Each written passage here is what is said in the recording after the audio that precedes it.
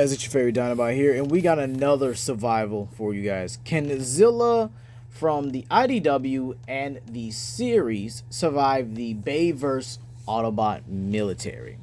So let's begin. So we're basically throwing in Zilla Jr. in IDW's Godzilla Rulers of Earth, Zilla pretty much together. So we're going to fuse them up, mix them up, and pretty much their capabilities are pretty much the same. Super strength, super speed, super durability, advanced regeneration, aquatic boost, aquatic adaptation, burrowing, atomic fire, atomic leech fire. With leech fire is when it's able to kind of stick onto its opponent and wear it down over time. Against the Bayverse Autobot Military. Well, you might say, oh, Legendary, you're only going to use the movies? How's that fair? No, I'm going to be using movies, games, basic comics, and then Titanfall comics, which actually gives them a power boost. Believe it or not, like they were insane in the Titanfall comics. Like these guys had the power. Like these guys were able to tank the Allspark, like blast from the Allspark, which is able to move entire stars. So again, this is pretty equal. All right. As for the Autobot Military, they won't have the Dinobots in this one. Nope. They also would not have Jetfire, which would basically be an additional member. Plus, if Jetfire kind of gets incinerated, they can't do Jetwing Optimus Prime. But Optimus Prime will have his Jetwing mode, just not his Jet mode from Jetfire, you know? And the reason why I'm not adding the Dinobots is because this video would have been already longer than it should have. So we're going to just add the basic Autobots. So they get the aerial bots, including Air Raid, Silverbolt, and Breakaway, Warpath, Stratosphere, Dune Runner, Knockout, Jolt, with Star Harvester energy. They also have Optimus Prime can actually access the full power of the Matrix in this one, which is again able to power up the Star Harvester. Wink, wink, nudge, nudge. They also get their aquatic Autobots like Depth Charge and Sea Spray. Okay, they get Depth Charge and Sea Spray. So these guys are also very good aquatic Autobots. These guys were able to beat Octo Punch and were able to fight against Tidal Wave, who was supposed to be in Revenge of the Fallen but got cut from the movie. This is the reason why Revenge of the Fallen was such a catastrophe, because it was supposed to have all these battles in it, and it simply just got cut because Michael Bay was just trash. Also, every Autobot will be in this one. So this includes everyone that usually dies, like Jazz, unfortunately. And we'll also be including Ironhide, Hot Rod as well. We'll be including all the Autobots. Every Autobot. Okay? Every Autobot that's in there. This even includes characters like Camshaft, Cliff Jumper, and Smokescreen. Alright? We're including everybody. Okay? Alright, so yeah, let's begin here. And we're gonna set it up here. Conditions, the Autobots have to be able to kill Zilla Jr. at any point, from baby to teenager to adult. Zilla will have his full intelligence here, and this means he's able to pretty much coordinate strategies and think his way out of situations, much like his father did, as his father was able to escape the military and avoid them numerous times. So the setting is 1998 to 2014. Bumblebee was the only Autobot on Earth when he encountered Zilla Sr. After a lot of trial and tribulation, he was able to finally take down the first Zilla.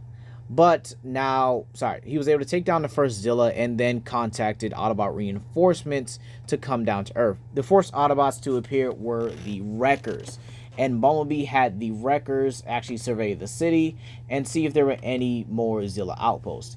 Then we get more Autobots, such as in Knockout and Dune Runner.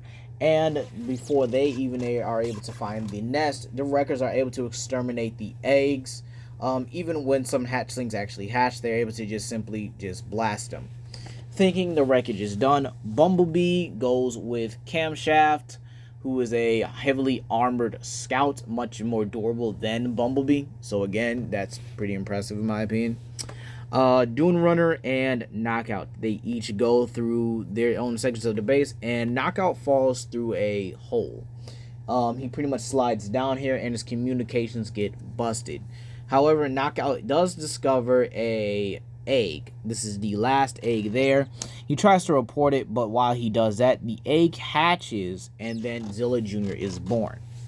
So let's begin the survival. So first things first, can Knockout actually take on a young Zilla here?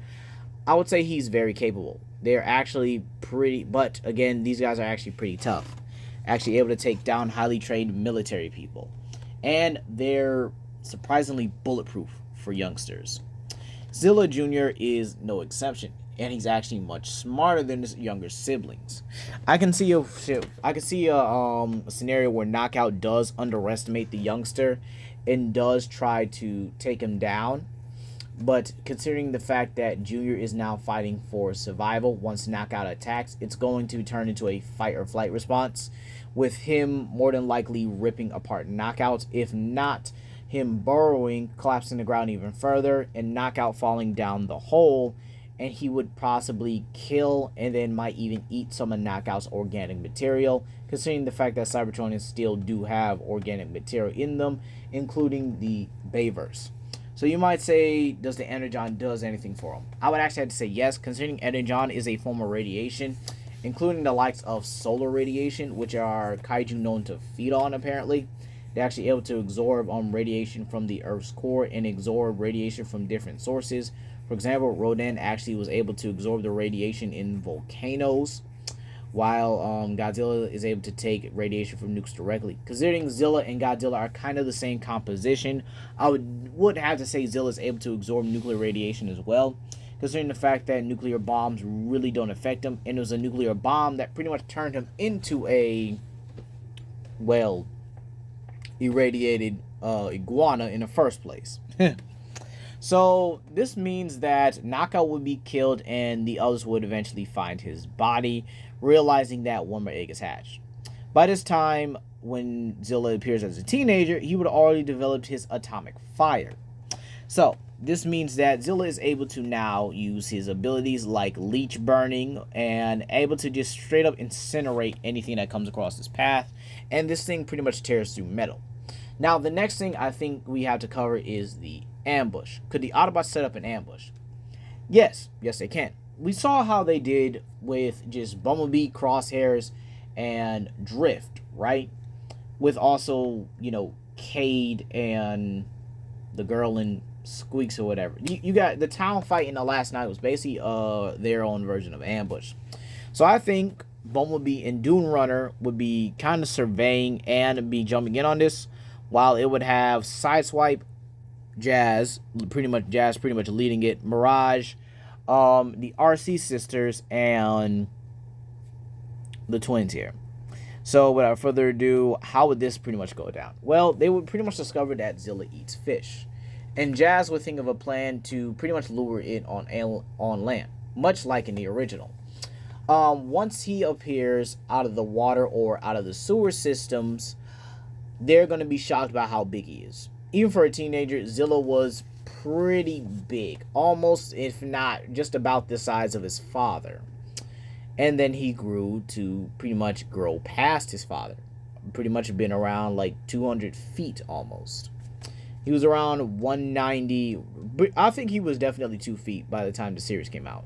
So I do think the fact that the Autobots will also have Stratosphere, also waiting in the wing with Optimus Prime here. And once Zilla starts eating, they would open fire. They would pretty much open fire. Yeah. Their weapons are pretty comparable to the military. I would definitely say they're more advanced in the military. And the Autobots would definitely be, pulverizing him with some of his tech here. Anyone who launches a missile, Zilla is going to dodge it, as he is prone to react to missiles on the regular. But I do think one character that has a lot of firepower to actually hurt him would be Stratosphere. Stratosphere's cannons are literally much bigger than some of the other Autobots, including the likes of Ironhide, Ratchet, and Optimus. So I think it's very safe to say that Stratosphere is going to be the one to pretty much pelt Zilla.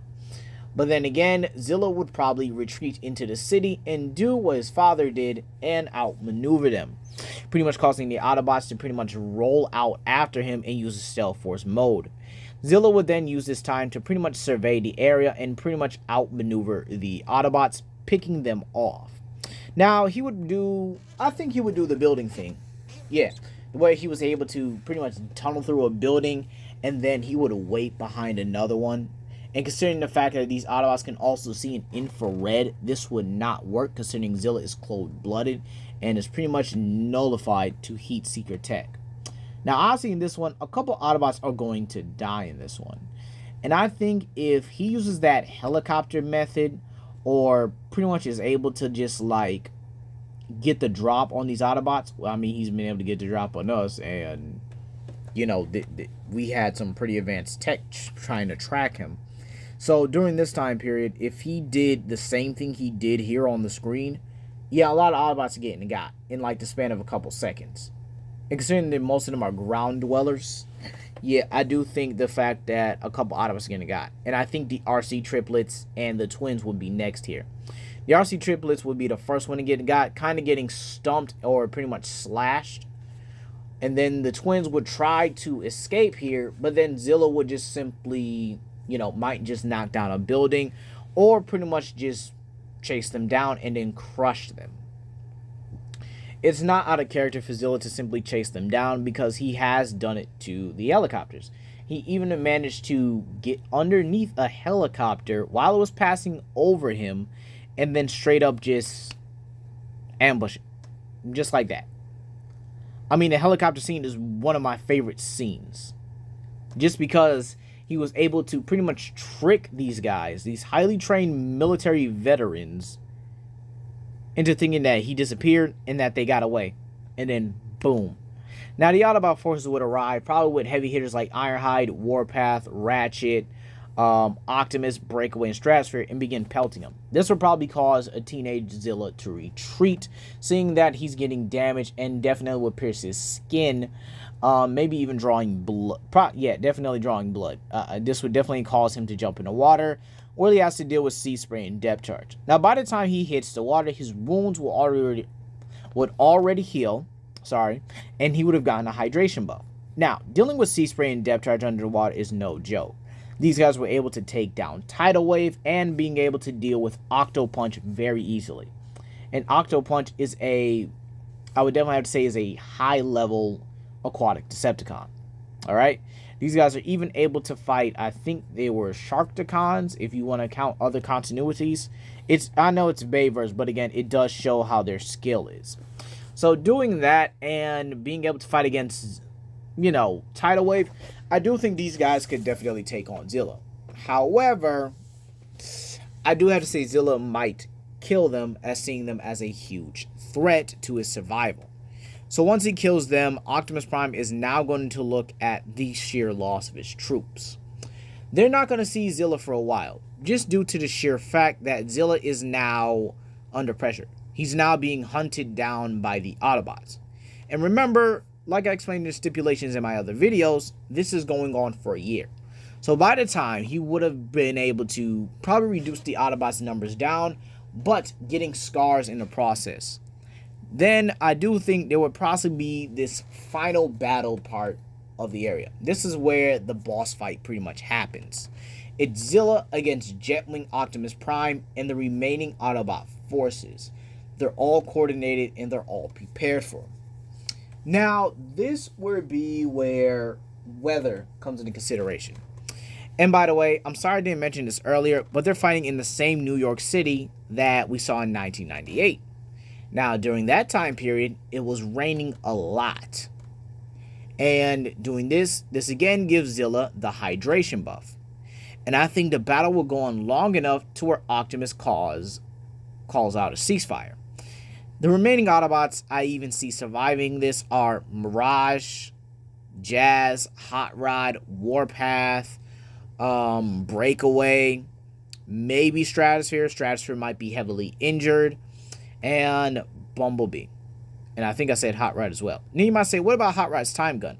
Hot Rod hasn't affected anyone as big as Zilla. It might slow down his foot, maybe slow down slow down his motion a little bit, but his other body parts are going to be able to move at the same speed.